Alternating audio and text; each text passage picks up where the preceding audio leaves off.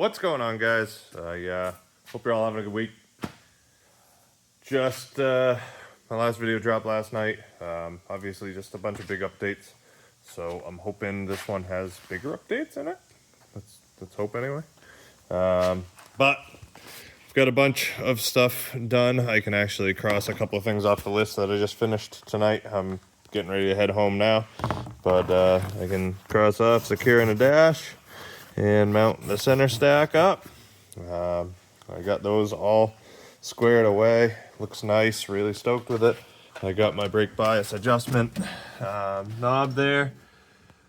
The on-off button turns all the PDMs on, and then yeah, obviously PDMs do, or the button pad turns everything else on, and starter and all that stuff. So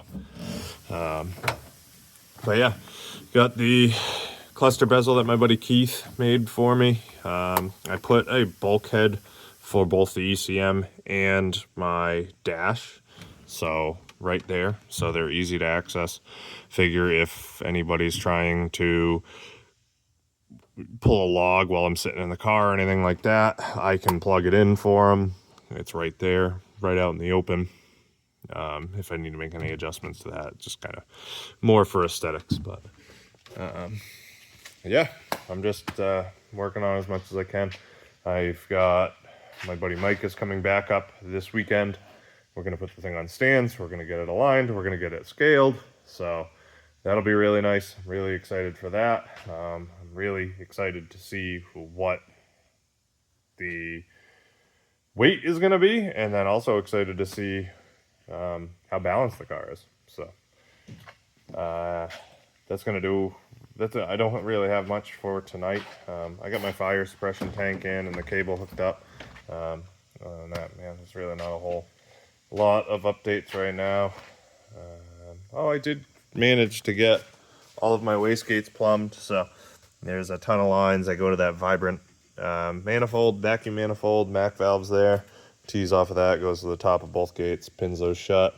I am waiting on a network cable for the link. So one issue we ran into, didn't really think of it.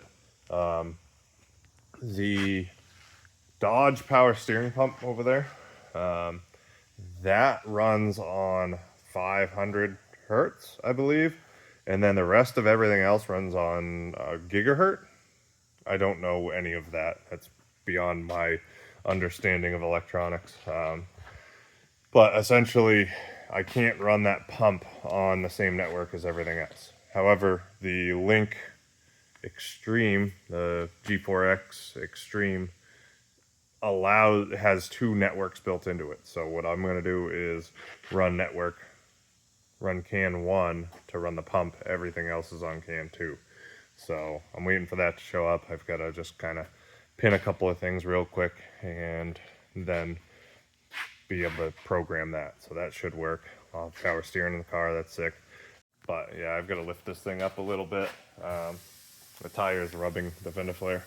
So I got to pick it up just a little bit. The rear looks good. I'm really happy about that. And I'm hoping picking the front up will get a little bit more rear weight back there too. So seems to be the general consensus. More rear weight you can get, the better. Faster the car will be. So I am gonna get headed out of here for tonight, but I'll keep you guys up. All right, so we got it on the scales. I got Mike here. He's reading it. We got it ready. Haven't heard the weight yet. Matt's here as well.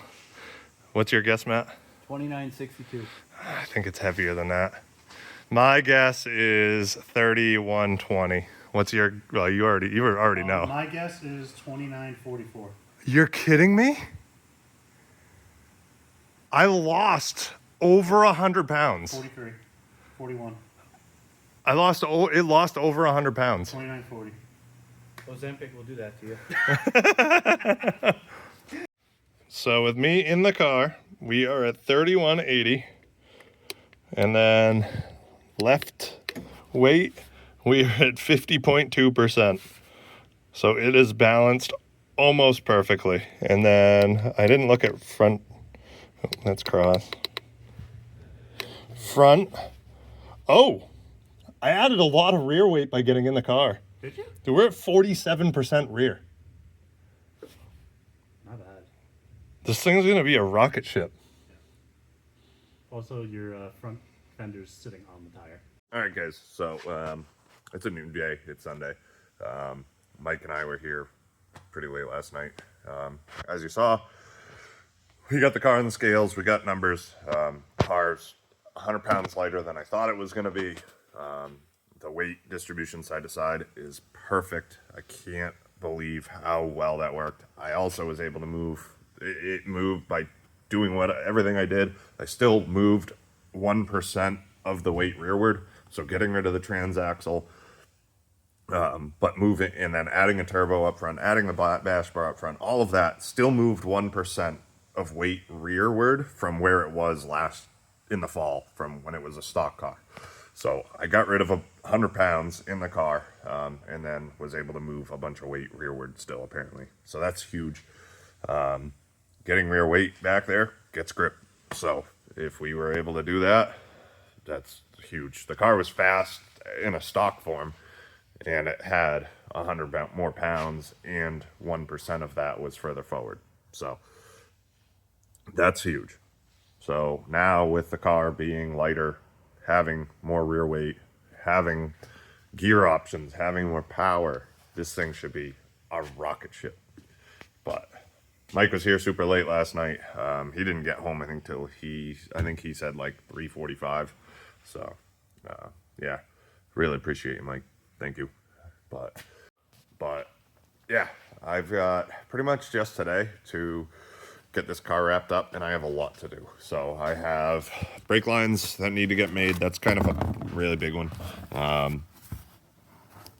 So brake lines, I've got to put vents in my hood. So the livery that's going on the car, it had something on the hood, but I'm going to utilize that design and actually cut out some templates, some plates on the hood. So I guess I can show you, because why not? So these are going on the hood. So these are just some pieces of aluminum. Those are getting put on the hood. I think what I'm going to do is under them, I am going to put a mesh under them, but I'm not entirely sure. Maybe I'll just have those wrapped the color that they're supposed to be in there, even though it's kind of opposite from each other. But yeah, so I've got a lot to do. I still got to build a taillight harness. That's probably going to get done while it's at wrap, getting final wrapped. I got to do a diff vent. That's going to take not a lot of time. Ethanol sensor, I literally just need to repin one wire. 2 wires, actually. I lied. I got to repin 2 wires. I don't know if fire suppression's getting done. I might just put a fire extinguisher in it for this event. But yeah, the brake lines are the big one. So I think that's what I'm going to get started with now. I've got to do the foot brake master cylinder to the rear calipers, and then I also have to do my handbrake brake line. So I'm going to get started. Again, I apologize for the lack of detailed content. I'm just really trying to get through this last little bit, and then obviously try to get some more content when we are at the drift events. So that's what we're going to work on right now. I'm going to get going on building some brake lines. I'm going to do some nickel copper stuff. I really wanted to do stainless, but unfortunately I'm so close to being out of time with this that the stainless is just going to take forever. Stuff bends super hard. You have to bend it with a bender. So unfortunately the rear brake lines just may not look as nice as I really wanted. Terry did a really good job building the front brake line, which is sick, because that is like tucked and hidden and straight, and it wraps around and you can't even see it, and then goes over there. So he did a great job with that. But I still got to build some heat shields as well around some stuff, but yeah. All right, I'm gonna go on this list, and yeah. All right, so I got brake line from front to rear made. Basically came off the master's cylinder with a 45, goes back to that. This bracket is actually the right rear brake hose bracket. And then I punched a hole in the frame, and we ran the brake line in the frame. keep it protected, and it was not really easy, but I thought it was going to be the easiest of my options because it doesn't really need to be bent to look super good. So this should work great. This is a -3AN to 3/8 double flare T. So has a mountain bolt. Just flared this to 37 degrees, used some AN fittings. Working on getting that rear brake line done, but I've got to tighten these up. But we're moving right along the brake lines. All right, it's a big update. Oop, my camera's dirty. Hold on, let me clean that. Big update. Car has brakes. Handbrake works, rear brakes, front brakes. Everything's on, hooked up, bled. Everything seems good. I haven't tested it yet because I still have tons of stuff to do. But working on sway bars. So I got a ton of sway bar and sway bar stuff given to me. These are all 30-inch bars. They're off of like a dirt or a, yeah, I think they run them on dirt sprinters, but these were from a guy that races supermods.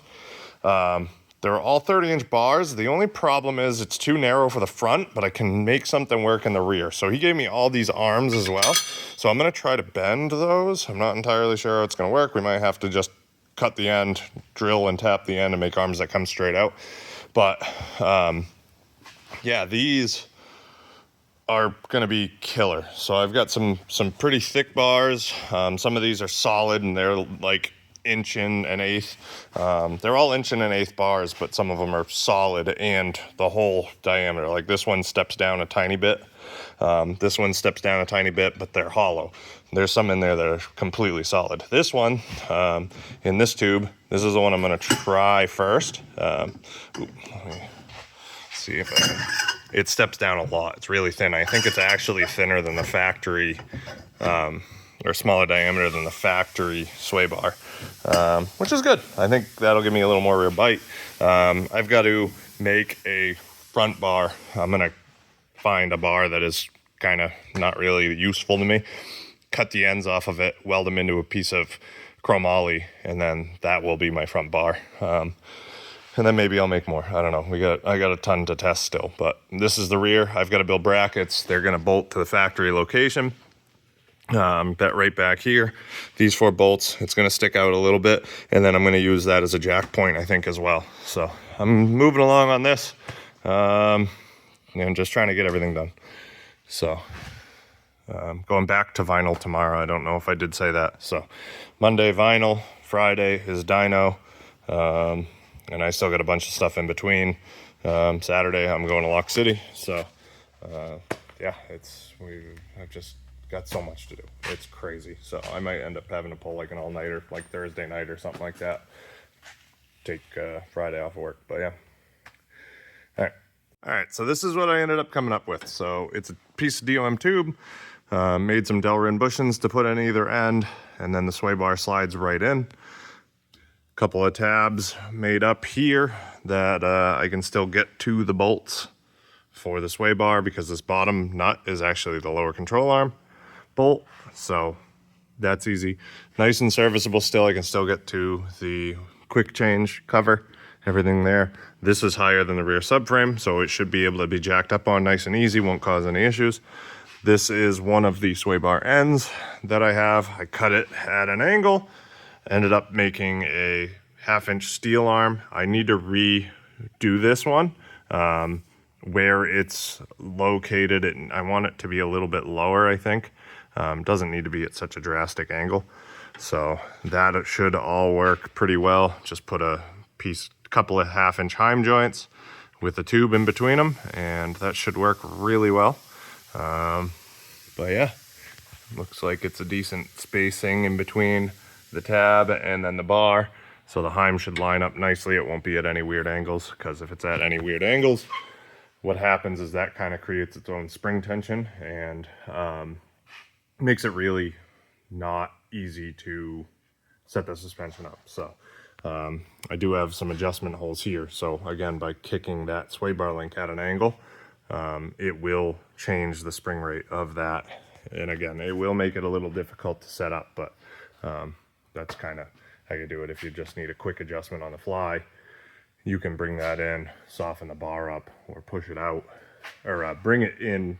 Yeah, bring it in and it'll soften the bar up. put it out and it'll stiffen the bar up. So, but yeah, I gotta throw the wheels back on this thing, go driving around the parking lot real quick. But yeah, I think that's gonna do it for this one, guys. Next video that drops, this thing will be wrapped. It's also going to be at the track. So, got wrap Monday, Friday's dyno, and then track Saturday. So, it'll be you guys' first time seeing the hauler as well. It's a pretty cool trailer. It's 48 foot. It's got 28 foot garage, 20 foot of living quarters, bathroom. We got 3 beds in there. So I'll have my kids with me. They love going in it and camping and stuff. So I've got to grab that this week, clean it out, organize it a little bit. But yeah, thank you guys. I hope you are enjoying the videos. Again, please like, comment, and subscribe, and I will see you on the next one. Peace.